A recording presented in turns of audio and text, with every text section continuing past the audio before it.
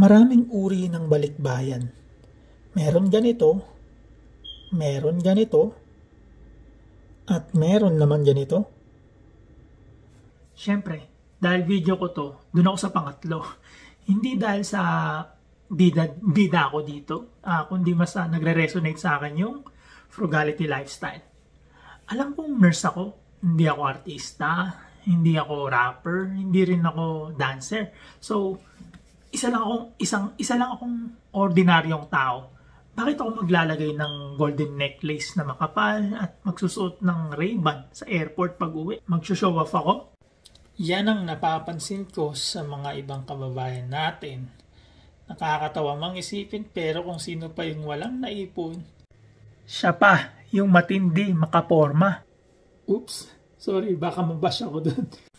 Hindi po ako nakikipag-away dito. Pasensya na. Peace tayo. Peace. Peace tayo, guys. Look, guys. Sino tong nasa picture na to? Yan lang naman yung may-ari ng Facebook. Kung titignan nyo yung mga picture niya, palagi siyang nakasuot lang na gray na t-shirt, which is very trivial. Given na nasa top 10 siya ng pinakamayaman sa buong mundo. Yan ang idol ko. O ito, sino naman to? Pinoy naman to. Siguro di nyo kilala to, pero ito lang naman yung may-ari ng DM Consunji. Ito yung recent na binash ni Tulpo. Pero idol ko pa rin to. Research na tong pangalan niya. Well, may time din naman ako sa buhay ko na pumorma ako ng Magara. Yun yung time na nagtatrabaho ako para mag-entertain as a banda. Pumorma ako ng Magara dahil for the career reasons. Pero di talaga ako masyadong fan ng masyadong luho. Alam nyo na. Okay na ako dun sa may peace of mind ako. Nakakalakad ako sa Baclaran or Divisoria nang walang mang-hold up sa akin. Kasi mukha rin akong hold upper. Dahil biro lang. Pinapatawa ko lang naman kayo. Basta ang punto ko lang dito is yun ako and that's me. Kaya kung iba yung style mo, okay lang yun. Bati tayo. Magkakaiba naman tayo ng trip and I will respect that. I do not insist my own ideals to others kasi toxic yun.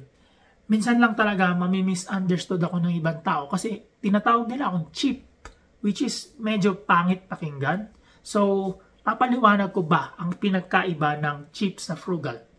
Yung cheap, yun yung parang piatos o kaya yung boy bawang. Hindi. Chips. Mali yun.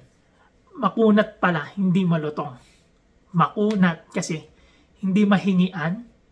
Kidding aside, ang cheap talaga ay yung super tipid mo. Hindi ka na normal dahil sa sobrang tipid mo. Nilalayuan ka na ng mga tao kasi hindi ka na nagde-deodorant. Mukha ka ng goons or sobrang tipid mo. Nagte-take advantage ka na sa iba para lang makatipid. Just for your own benefit. That's the real cheap.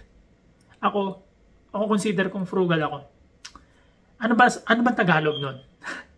Teka, parang di ko alam. Di ko alam Comment nyo nga kung sinong unang makasagot ng tama sa comment section. May libreng t-shirt sa akin. Yeah, libreng t-shirt. Alright? Ayun ang frugal lifestyle. Ito isang way of life. Yung tipong pleasurable sa'yo yung makasulit ka sa isang bagay. At nagiging unpleasant naman kung gagastos ka sa isang unnecessary na bagay. Ganon.